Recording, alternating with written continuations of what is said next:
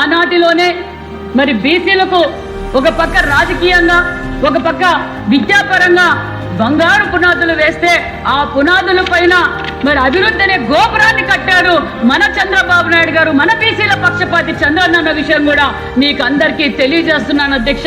మరి ఆనాటికే అన్న నందమూరి తారక రామారావు గారు స్థానిక ఎన్నికలు అంటే పటేల్ పట్వారీ వ్యవస్థను రద్దు చేసి మండల వ్యవస్థను తీసుకొచ్చిన ఘనత నందమూరి తారక రామారావు గారు అన్న విషయం కూడా మీకు తెలియజేస్తున్నాను అధ్యక్ష.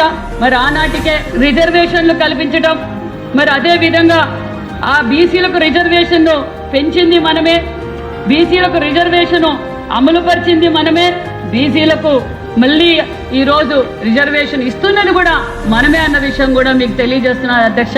అంతేకాదు మహిళలకు 33% రిజర్వేషన్ ఇచ్చి దేశానికి ఆదర్శప్రాయంగా నిలిచింది కూడా మన అధినేత చంద్రబాబు నాయుడు గారు అన్న విషయాన్ని కూడా మీకు తెలియజేస్తున్నారు అధ్యక్ష. బీసీలకు అవకాశం ఇవ్వటం, ప్రాతినిధ్యం కల్పించడం, రాజకీయ సాధికారత కృషి చేయడమే మరి ఈరోజు కూటమి ప్రభుత్వం తీసుకున్న నిర్ణయం అనే విషయం కూడా మీకు అందరికీ తెలియజేస్తున్నాను అధ్యక్ష. ఎందుకంటే మరి లోకల్ బాడీ ఎన్నికల్లో మరి 34%తో మనము లోకల్ బాడీ గ్రామీణ స్థాయి ఎలక్షన్లకు వెళ్తున్నామన్న విషయాన్ని కూడా ఈరోజు క్యాబినెట్ లో తీర్మానం కావడం ఒక బీసీ మంత్రిగా, ఒక బీసీ బిడ్డగా నాకు చాలా గర్వంగా ఉందన్న విషయం కూడా మీకు అందరికీ తెలియజేస్తున్నాను అధ్యక్ష.